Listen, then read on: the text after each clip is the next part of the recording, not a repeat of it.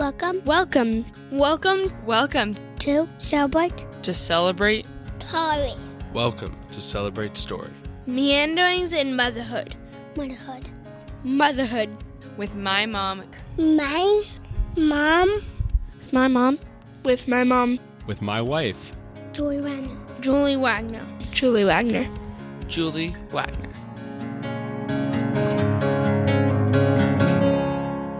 Welcome back to Celebrate Story. I hope you will love this interview today that you're going to hear. But first, I've got to give you the backstory on how I met Kim Honeycutt. I'll get to her introduction later, but I want to give you the story of how I met her, the context. So none of my stories can ever include just the beginning. I always have to go back.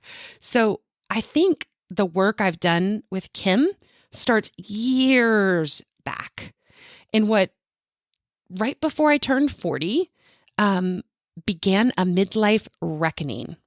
See, I had a glass house, a beautiful glass house. A rock hit it and the windows shattered.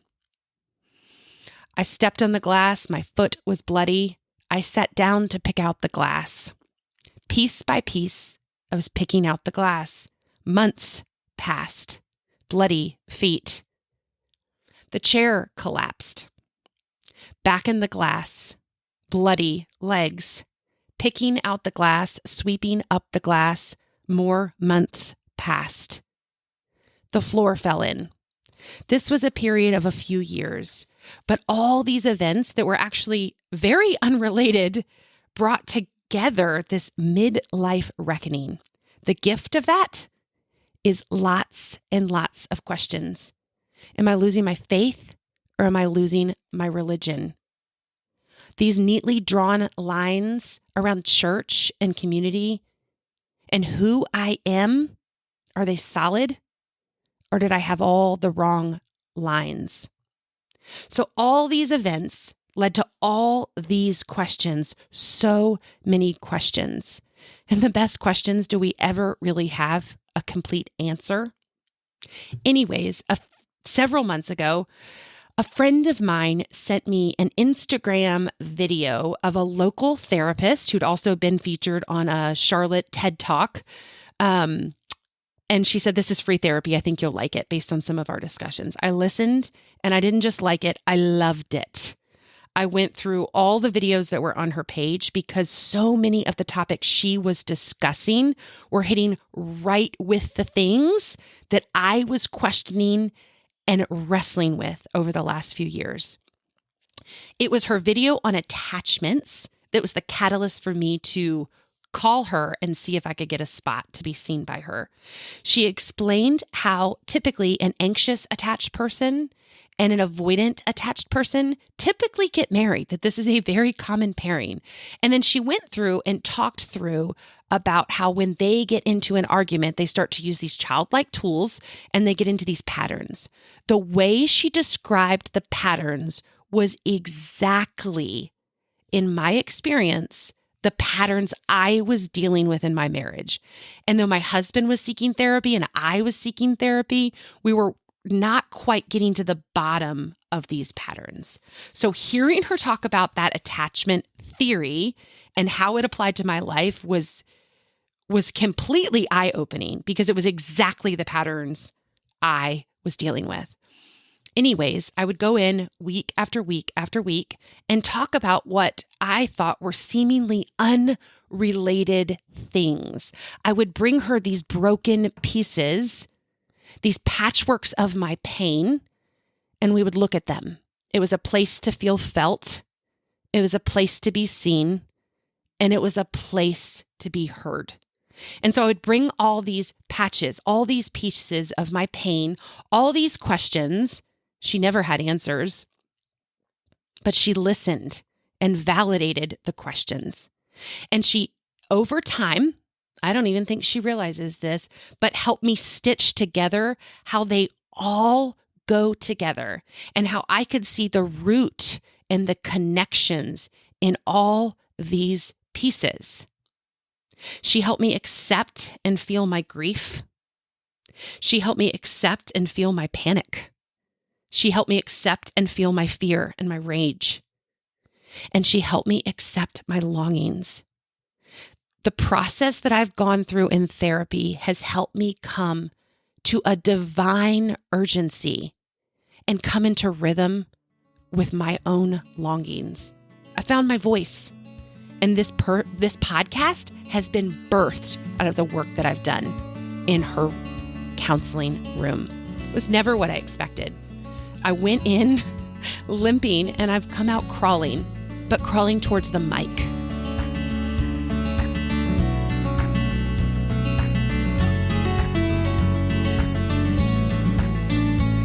I am so excited. I am sitting here with Kim Honeycutt, and I am just gushing. I can't even wait to introduce you to her. I actually just told her, I literally made her go through the line and meet all the kids that were present. And I was telling her how I love to introduce people I love to other people I love. So I'm excited because so many of you that are listening, I love. And Kim has stolen my heart. So I want to introduce you to her. And I first want to just read her bio, which just scratches the surface. But so Kim Honeycutt is an MSW, LCSW, CCFC, LCAS graduated from Columbia College with a bachelor's degree in psychology and received her master's degree in social work at MSW from University of South Carolina.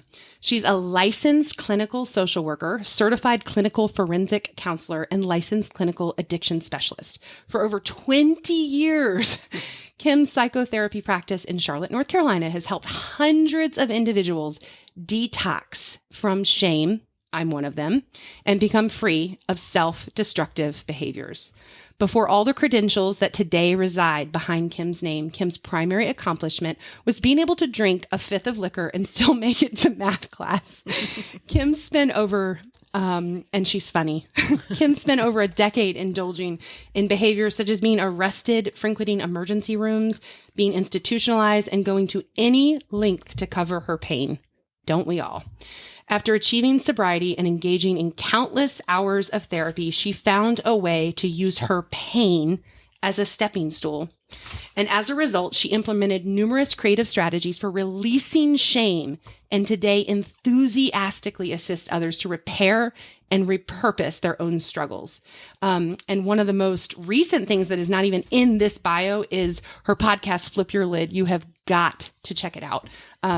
So many times I'm listening to it and I'm like, she is talking to me. It's just fantastic. So I am thrilled and excited and nervous to talk to Kim today. So, I'm going to just turn the microphone over to Kim. And my first question I want to ask you is, you do a lot of interviews. You're a TEDx speaker. So this is not a new space for you. It's a Correct. New space for me. What's a question that you wish people would ask you more often that doesn't get asked? So first of all, let me tell you, it is an honor to be here. And I thank you for trusting me to meet your family and your amazing, adorable kids. Like, I appreciate that. Being allowed to be a part of your life is an absolute honor. And it's choice, right? And so that's just so much of what getting through trauma is choice and voice. And so for you to have a voice and ask me to be here and for us to choose each other, to be in each other's lives, I mean, that's a privilege. So thank you for that. I appreciate it. I'm very excited about your podcast. You're a storyteller. That's who you are. And this is the perfect medium for you. So for all those of you listening, keep listening. Every podcast is going to get better. So with that introduction you gave me, I can't do anything right for the rest of the podcast. Like, it's all going to be downhill now, because that was a great introduction. Thank you for that. So the question on the table, being a part of your podcast today, is what question do I wish somebody would ask me that has not been asked? Is that correct? Yes. I think it's a beautiful question. I think I would it's just the idea of, how do you approach someone like me who spends majority of my day helping others? And because of that, there's not a lot of space for someone to meet me where I am, because I spend all day meeting people where they are. Right. So I think that's kind of where I would explore is, like, do people check on me?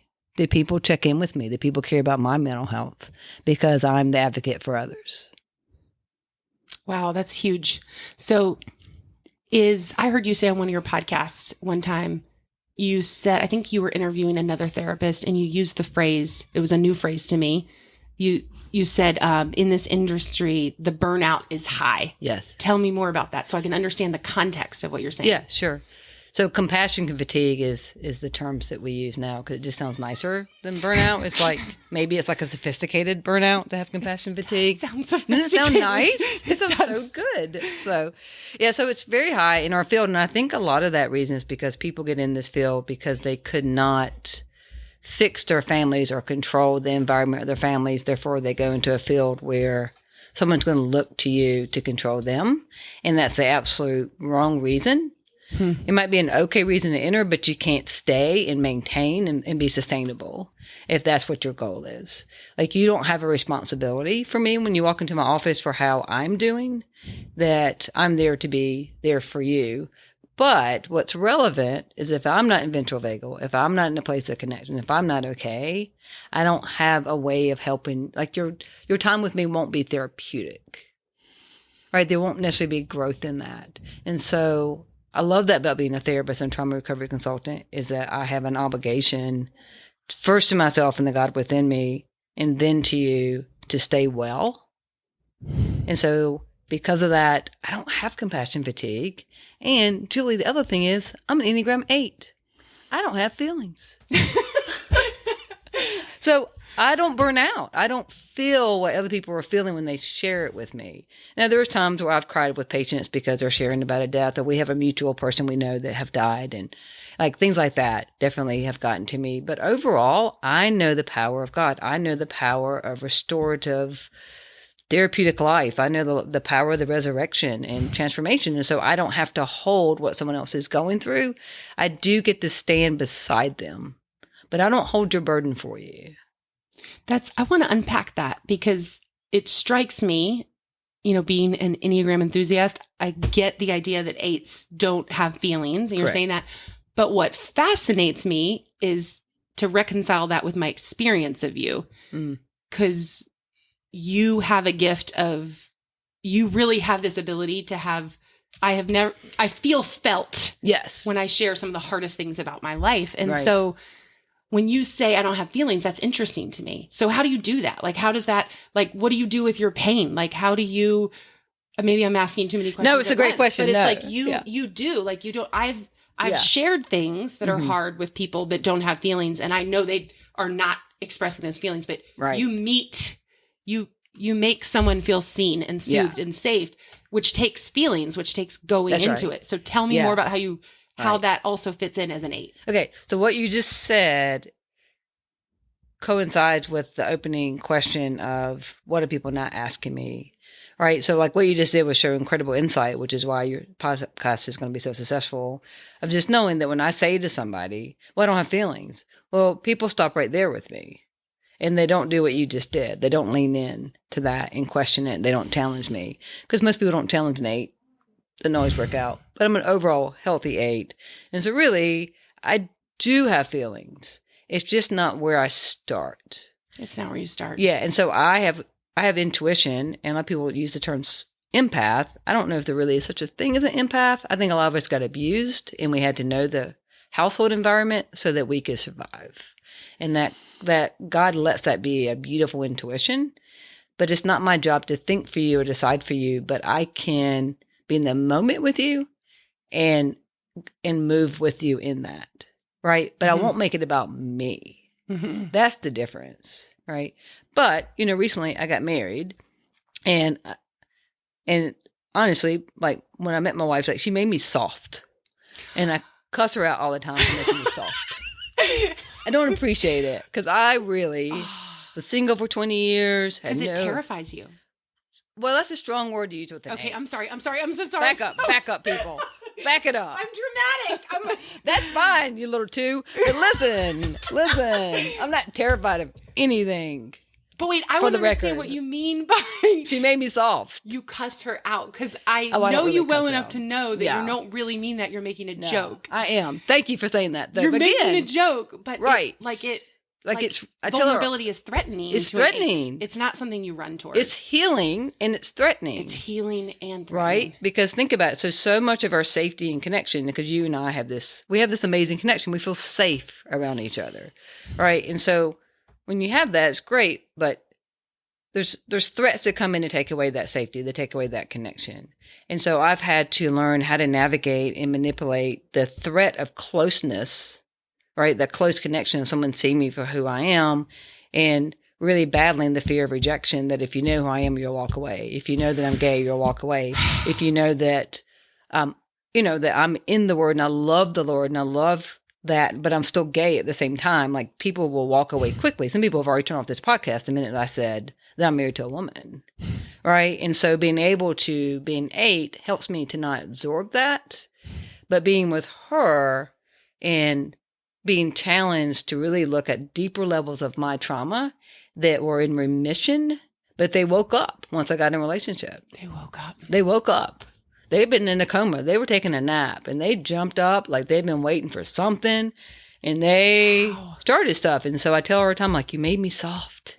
And she said, well, you made me softer. I'm like,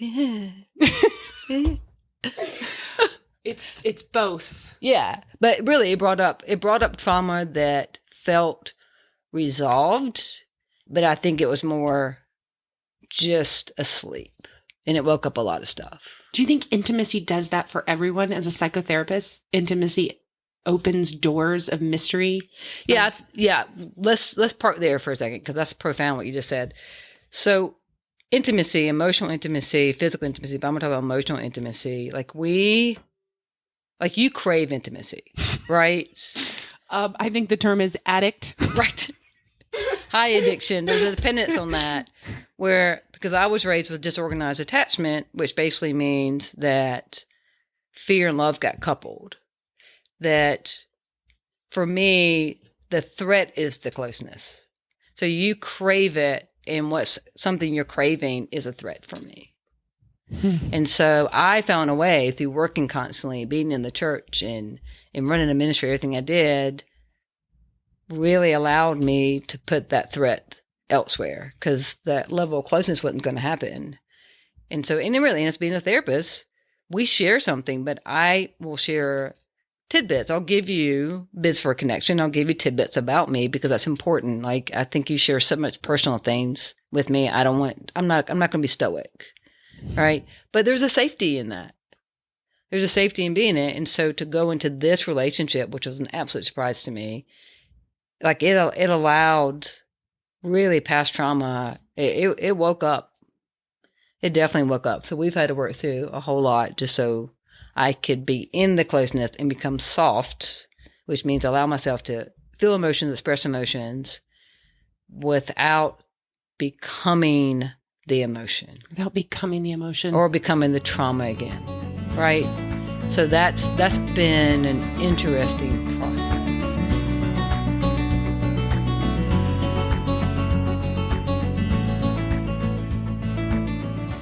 For Longing by John O'Donohue. Blessed be the longing that brought you here and quickens your soul with wonder. May you have the courage to listen to the voice of desire that disturbs you when you have settled for something safe. May you have the wisdom to enter generously into your own unease, to discover the new direction your longing wants you to take. May the forms of your belonging in love, creativity, and friendship be equal to the grandeur and the call of your soul. May the one you long for you.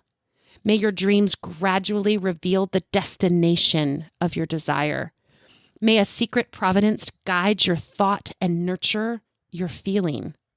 May your mind inhabit your life with the sureness with which your body inhabits the world. May your heart never be haunted by ghost structures of old damage. May you come to accept your longing as divine urgency. May you know the urgency with which God longs for you. How did you meet? Tell me the story of how you met. So she and I knew each other we met like 12 years ago, but it was a very brief interaction. I barely remember. Of course, she remembers it because I'm amazing. But and then we reunited from doing videos because I do a lot of speaking engagements, and I did a baptism that she was the one that videoed it.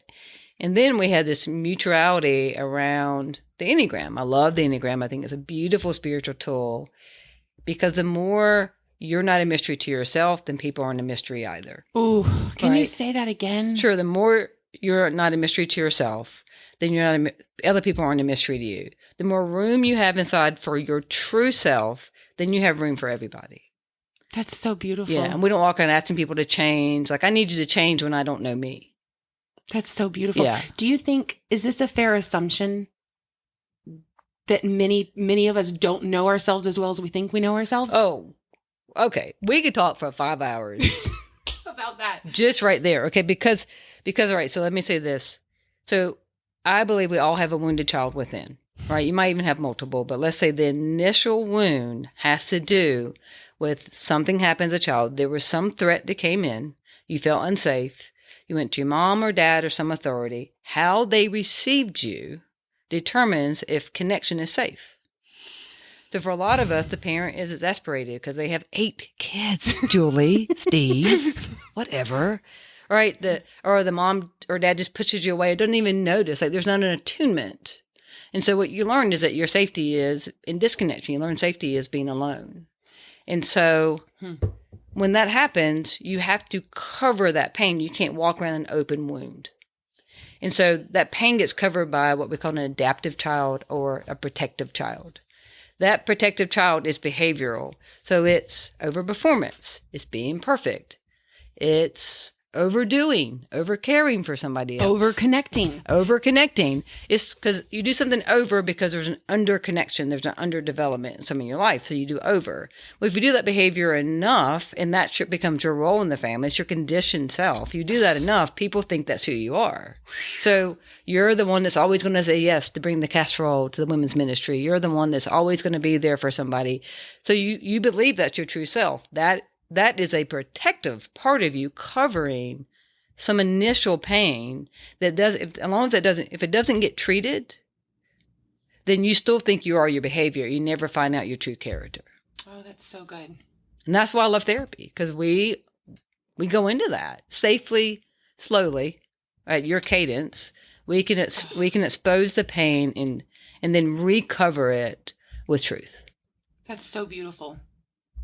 So who did that for you?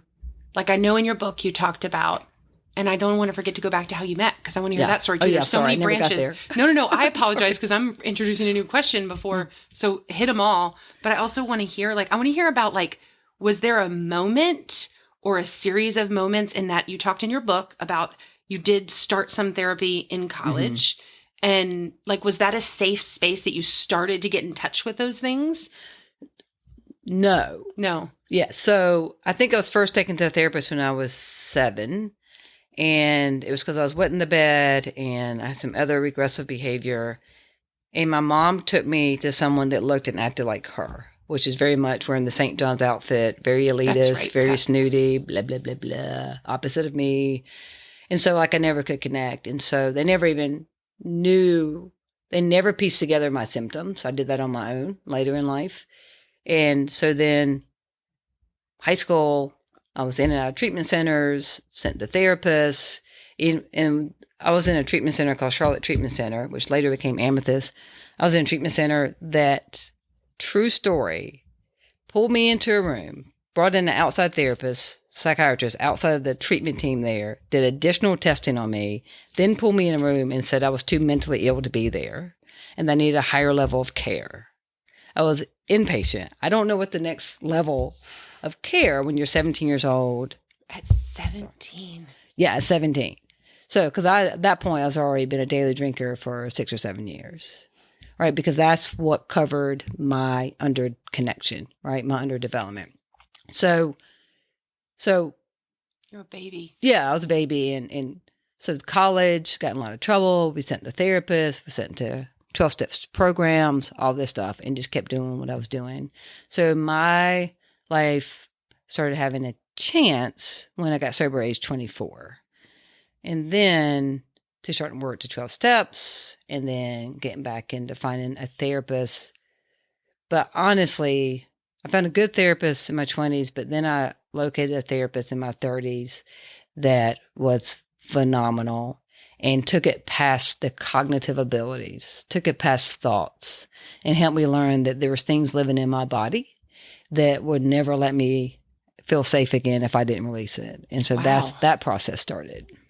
That's interesting that the therapist that your face is lighting up when you talk about her and she it had something to do with your body. And then it makes me immediately think the eights, like the gut triad. Right. True. Like on your gut level, it's sort of working in this gut space. Right. Right. And it was difficult because I know I had a different therapist who said, she made a comment about my breathing pattern, which is actually very appropriate for a therapist to say because your breathing is connected to your vagus nerve and has a lot to do with how you process, trauma responses. And so it was very relevant. But the fact that she was looking at my chest to see how I was breathing was enough of a threat to me to never go back. So it really has to be the right time. Like I try to slowly introduce body-centered therapy to people because your body will tell a story. Right. So someone can tell me they're fine, but their leg is shaking up and down. So there's some fight response. There's still some trauma response happening. And so I started learning about my body and again, had to do it very slowly because my body was the enemy. To me, it's what caused pain. And so I slowly had to learn how to step into true self and figure out who I was by first learning who I wasn't. All the things I thought, all the things I was believing, how I treated myself. I did that because there was no self. Right? I don't believe in self-destruction. I think destruction happens because there's no self. Wow. So when did you find running? Because one of the questions that I wanted to ask is what you do with your pain. Like, and running, I've heard you talk about. I mean, I know you love to run. You organized, I've only been once, but the icuTalks ministry that you started, the nonprofit ministry, has the Claudia 5K. Is that what it's called? Yes. Claudia 5K? Yeah. Tell me a little bit more about that before you answer the running and how you deal with your pain. Sure. So I love being a runner. It is my form of meditation. I'm way too ADHD to like sit still and say, Even though is a great way to get mental vagal. I'm not knocking it. I'm just saying that running really started something for me. Was that in your 30s when you found that? Was it around that same time? Yeah. Like I ran like in high school, but I would get kicked off the team because I would show up the track drunk. Okay, yeah, that would definitely. There's things like that. I could see how that would stop you running. For some reason. I mean, that's they didn't want weird. me running drunk. I don't know. I know, whatever. They're so picky in high school. so judgmental. Right? Thank you. Doing the best I could at the time. And so when, honestly, around 10 years of sobriety or so, I hit an emotional bottom and didn't know how to process it. Went very much in the eating disorder, ended up in treatment as a psychotherapist, as someone with multiple years of sobriety, and started running then. Wow. And it gave me permission to eat. It did. All the treatment I did, everything I did from eating disorder, the most effective thing was finding my own internal motivation, which is running did something for me, and I couldn't do it without food in my system. And something shifted for me because then I had agency over it. It wasn't because someone was watching me. It wasn't because somebody was following me to the bathroom to make sure I didn't purge. Like, I found my way. Wow. Right. And it helped me make peace with my body because when you run, you have to really pay attention. Well, you're supposed to pay attention to your form and all these things. My form is horrible and I don't care. Right. But you have to pay attention to your breathing. You have to have some understanding of your IT bands going out and how you're doing and electrolytes. And it allowed me to make friends with my body. It allowed you. That's so beautiful. Yeah. And so am I following the timeline right? You're nourishing this love of running and you're seeing a body work therapist. Is that what you called it? Correct. Body-centered therapy. Body-centered therapy. Yeah. So I was able to start realizing that I was holding so much in and finding ways to release it. And so for me, like even taking a towel and twisting it, like I had to find ways to safely just a modicum of my rage come out because it was like, especially purging. Purging is a form of rage. Like I was taking out on me what someone else had done to me. And so finding different small ways, twisting towels, hitting pillows, just certain things for me started giving me agency over myself. But running was a huge part of me realizing that my body had function and could be used for something more than what I was initially taught as a child, what it was used for. And so it changed me. Wow. Yeah. And then we had a horrible tragedy 2 years ago. We lost Claudia Clayton to bipolar disorder and PTSD. And so I can't remember, it was the day I left the hospital after, saying goodbye and everything. And I just heard God say that you're going to organize a race. It's going to be an 8K, because an 8K is 4.9, and you'll do it on her birthday. And so we lost her May 30th, and her birthday is October 22nd. And so that's what we did. And so we do it every year now. Wow. Yeah. That was, I'm a little bit choked up thinking about it's so personal, Yeah. I've shared this with you. And when you started talking about Claudia's 5K, which I know it was first an 8K, the last icuTalks was it that I went to? How y'all your team organized to have Claudia's husband and daughter on stage. Yeah. It was so beautiful. And so I'm still looking for words. But I think so important I just really valued seeing them. And it makes me think when I started this podcast and asked for people, what kind of topics would you like to talk about? And his brother, my husband's brother, was like, I want you to talk about suicide survivorship. And I am so grateful for I don't even understand fully what icuTalks does, but I'm so proud to have gone a couple times. Yeah. And that it's this place to be okay not being okay. That's a great way of putting what we do and who we are and what we're about. It's I'm a great way of putting it. Starving for it, Yeah. Kim. I'm absolutely Yeah. starving. And I have this hunch that I'm not alone. I have a hunch that so many people are starving for places and spaces to not be okay. That's right. And it's, I don't know. I don't have all the words. So I'll go back to my list unless you can.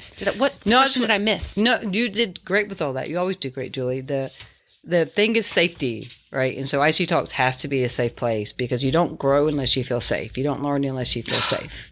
And so we have created a place of safety for people to be safe in connection at whatever level they want to be. And we created a stage, a platform for everyday people, even if we don't want it cleaned up. We don't want it polished, right? We want the raw story, and people can still stand there and say, hey, I'm not okay yet, but I'm still willing to get up today and do what I can do. And that your emotional maturity and your spiritual fulfillment will never surpass each other. And so to be in a church that will teach you to not be depressed, not have anxiety, to pray it away, like these are people who are not scientifically educated. They don't have neurological background to say any of that. And so we wanted a place that we're going to educate people, but also just be people. Be people. Just be be human. people. Just to be be human. human. Yeah. To be human. And then that makes me want to ask you, two things. I'm going to come to that in a second. Okay. I want to go back to how you met because I want to know that story. Right. But then after we talk about how you met, I want to shift after we hear about how you met. I want to shift to, I've heard you say on your podcast, and there's something inside of me that's like, I need to talk more about that with you and with so many people. You referenced that 60 million people are leaving the church. Yes. And I want to talk about that. I want to unpack your perspective on that. Okay. But I have to know, we can't leave until I know I won't trap you. I won't lock you in here. No, I promise you're free to go. Yeah, right. I'm an 8, so you can't trap That's me. That's true. I'm always fearful. Right. So we started talking about the Enneagram, and I was telling her, like, one thing I don't understand, even though I'm a psychotherapist, I don't understand people say hurt feelings. I don't know what that means. And it baffles me. And so, especially when people say, well, I don't want to hurt your feelings. I'm like, do I have any? Because who are you talking to? And plus, I've been sober for 26 years. I've worked very hard. So when you say that to somebody, I don't want to hurt your feelings, you are actually saying that the person doesn't have capacity, hasn't done the hard work and the internal work. And I have. So it's also what really means when someone says, I don't want to hurt your feelings, is that they're scared of being rejected. That's all that means. Preach to me. Right. That's all that is. But they put it on you, right? They'll say, I don't want to hurt your feelings. That's not it. Because we're so enmeshed. Yeah, you're scared of me rejecting you. Yes. Yes. So, whatever. Yes, but I'm putting it on you. But you put it on me. And I'm like, no, I've been sober for 26 years. My own mother hated me. Please just say it. Just say what you got to say. Please It won't just hurt say me. it. It won't hurt me. So even though my wife has made me soft, so maybe they'll hurt now. But anyway, Maybe it would hurt now. Maybe it will. She's but opened your heart. Normally it wouldn't. So I said, let's find out each Enneagram number's definition and experience with hurt feelings. Because as an 8, it doesn't mean to me what it means to an 8, to a 2. And it doesn't mean, because she's a 4, which is the second best number on the Enneagram's a 4. Of course, 8 is the best. 8 is great. So she, as a 4, she is feeling led and I'm feeling repressed. And we're married. So our health is paramount to daily functioning because we can rupture and repair in an incredible way. And it's because we both know so much about the Enneagram, because I know myself, I know her, she knows herself, she knows me. And so there's no wanting, she doesn't want me to have feelings. I'm not asking her to not have feelings. The expectation is where where each is, right? Mm-hmm. And so it works so well because I say things. I said something to her the other night, and she said, that was not romantic. I said, what? And she said, let me tell you what you just said. And I said, oh. I said, okay, let me put it in 4 language. And so I talked about colors and glitter and whatever else. So I said the same thing, but I put her words on it. She's like, okay, that's better. Like, it's just cute, right? Because I just say things so straightforward. Direct. And I thought it was romantic. I bet it was beautiful how you said it, because I feel like 4s. Yeah. Well, it wasn't, but it wasn't enough where for the beauty her. is. It wasn't me meeting her where she is. So the way I said it was a straight line. But then I made it to look like a little bit more like lasagna with fairy dust and periwinkle love. That is, and it worked. So quintessential what I would imagine an 8 would say Right. about describing. Right. Right. But it's like we need both, don't we? Yeah, and we do. And also, it's part of being a therapist. Like I was talking to a guy the other day. He's an 8. And so his wife is a 4. And so there's a relation. Like I have empathy with him. I can understand him. And so I said to him, like, listen, so your wife walks down the street. There's a small baby pool of emotions. And they have color, and there are a plethora of emotions in there. The most you would do is spit in it as you walk around it. Your wife will jump in it, and she'll swim in it, and she'll enjoy the swim. Oh. So we can't expect her to not jump in, and she can't expect you to jump in. Mm-hmm. So how do we love each other in the way that the person needs to be loved, not the way that's comfortable for us? That's so good. And it reminds me of what you said at the last icuTalks when you spoke, and you said that we're all asking 3 questions, and in every relationship we're in, will you include me? Do I matter to you? And can you handle the tension of our differences? That's right. That question is a reckoning. That question is so good. Yeah. And that actually bridges perfectly to 67 million people. So have left the 67 million people Yeah. are saying to the church, I don't matter to you. Yeah. You're not including me. Right. And you can't handle the tension of our differences. That's right. That's exactly How right. do you still trust the church, Kim? Well, it's hard I because guess we should define the church, too. Yeah. We should start with capital C, lowercase c. Yeah, we could do that. I will tell you that and part of this too is doing so much work is that, and as I said earlier, because I have gotten rid of the internal debris and I have a better understanding of my internal working system, and there's room when I see someone else that is cluttered and they need me to be heterosexual, they need me to be white, I'm not completely white, they need me to be exactly who they are, that I know more about their internal working system than they do. And so my job is to get out of the way and not get hurt by that. But they can't change me and I can't change them. True change comes from God. And so I have been in the church for many years, and I have been preaching from stages for many years. And now that I am public with who I love, then I've been fired from jobs. Offers have been rescinded. Things are happening. And they are telling me I'm not included.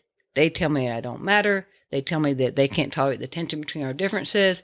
And I haven't heard any of that from God. Just his children.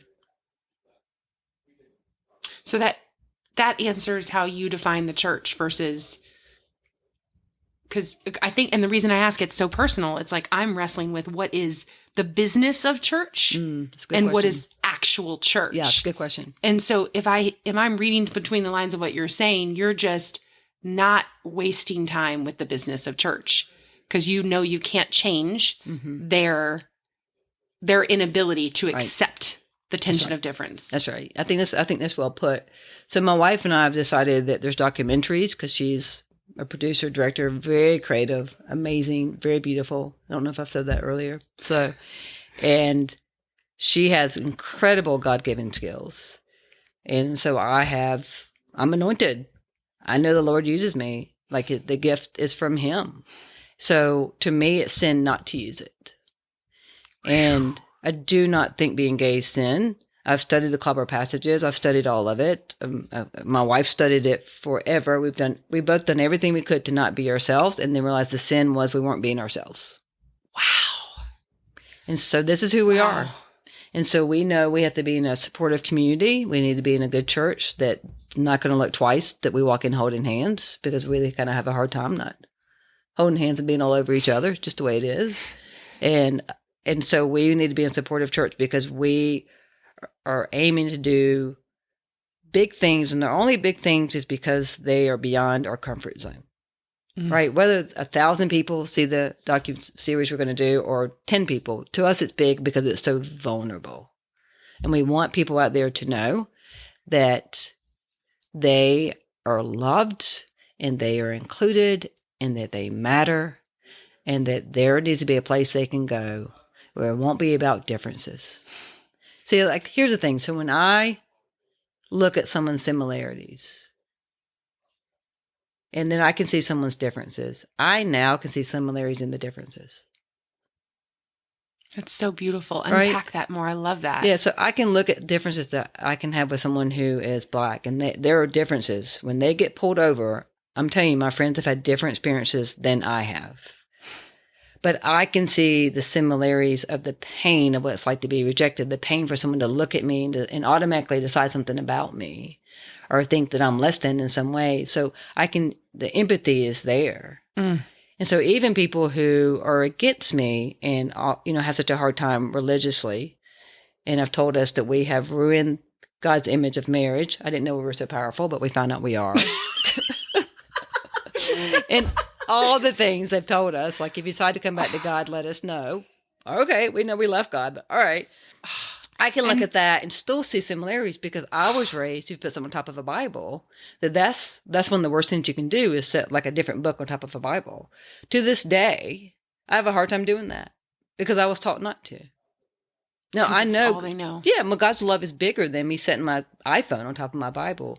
But I hesitate when to do it. Matter of fact, I don't generally do it because I was taught not to. So I can see the similarities in our differences and let them be where they are. But see, I'm not going to budge them and they're not going to budge me because I love Jesus. I know him, but I don't always know him because of other Christians. And honestly, if I wasn't so deep in the word, when we came out publicly recently, I still wouldn't know him because of how we got treated. But I personally know him and he saved me. So I'm not ever going to walk away from him. I will walk away from people who try to tell me I'm not worthy of him. That I will do in a heartbeat. And pretty easy to do because I'm an 8. It's so beautiful. Yeah. It's so beautiful because that doesn't come easy for me as a 2. It's like I'm always hustling to stay connected. Yeah. But that's a journey. It is. That is a journey.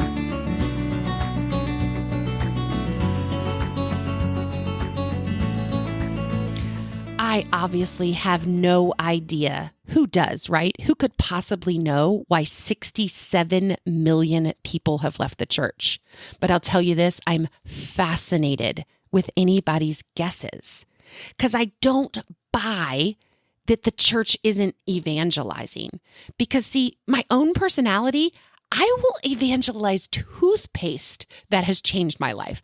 You can't stop me from talking about something that is true and good and beautiful. You cannot shut me up.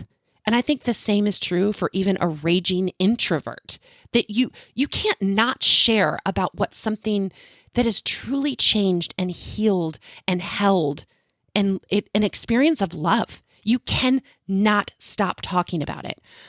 And in my own experience, in my own journey of this reckoning, I used to believe that, oh, well, if you're leaving this space, I was a puppet.